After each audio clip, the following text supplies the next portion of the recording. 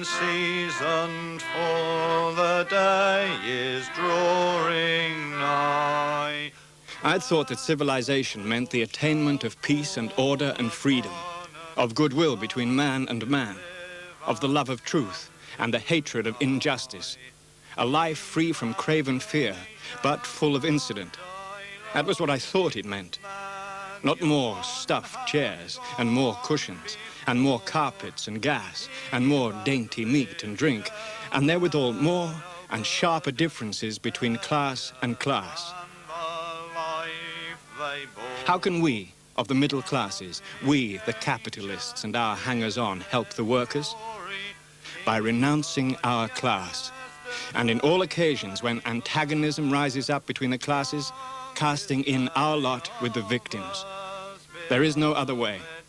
And this way, I tell you plainly, will, in the long run, give us plenty of occasion for self-sacrifice. So he did quite realistically see that there would be a problem of trying to get any different kind of social order through Parliament, which would alter the political relations, when you've still got the economic relations as they were, and he believed that the people who benefited by the existing economic relations would stop it happening, even if there were a serious possibility of doing it. But above all, he believed, and this remains the necessary critique of parliamentary ideas of socialism or even of democracy, that you have to make socialists, you have to make Democrats. I mean, people have to become those things, or none of it will happen anyway, whatever happens in Parliament. Yet the thing that comes through most of the 20th century, or perhaps that isn't the way to put it, the thing that ought to have come through, but that for a couple of generations was forgotten, was this emphasis on meaning in work. What went wrong, I think, was that at a certain point it was assumed that by more production you got both more equality and more significance and respect. And you have only to look at the most productive economies in the world, let alone ones which, like Britain, are relatively poor in production, to see that it doesn't matter how much you increase production in this gross way that was then thought about.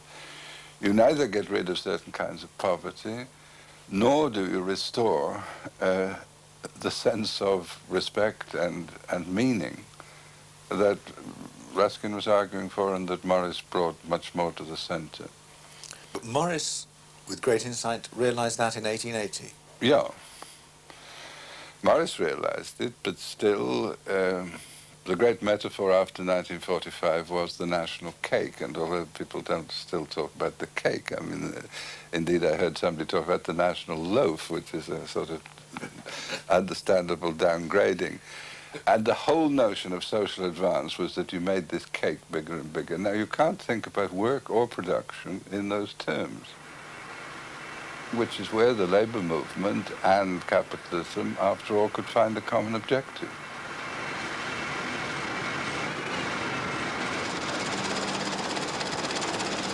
Increased production.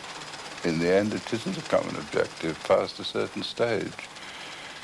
And the mere emphasis on production leaves all the questions that Morris raised neglected. Now, they're coming back. They're coming back precisely because the ironical end result of this emphasis on production is to make an increasing number of people, in that very cruel phrase, redundant. I mean, literally all that order of society can offer to an increasing number of people is the statement that they are not required.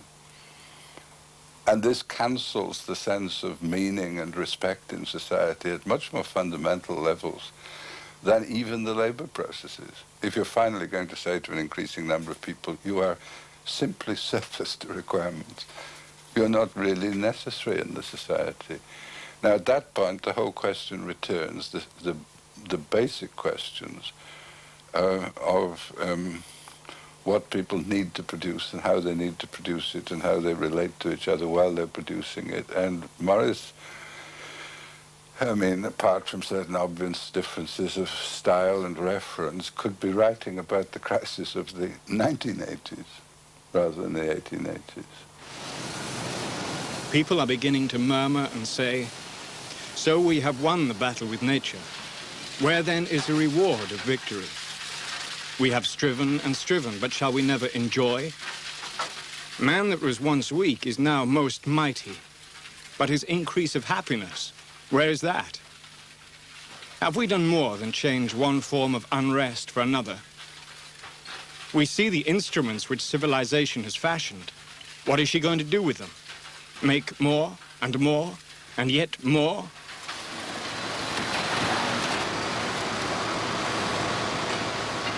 Meantime, what is civilization doing?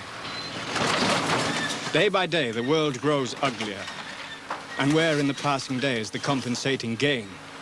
Riches we have won without stint, but wealth is as far from us as ever, or it may be farther.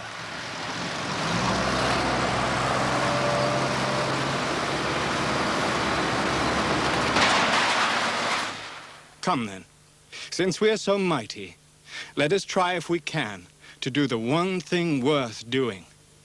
Make the world, of which we are a part, somewhat happier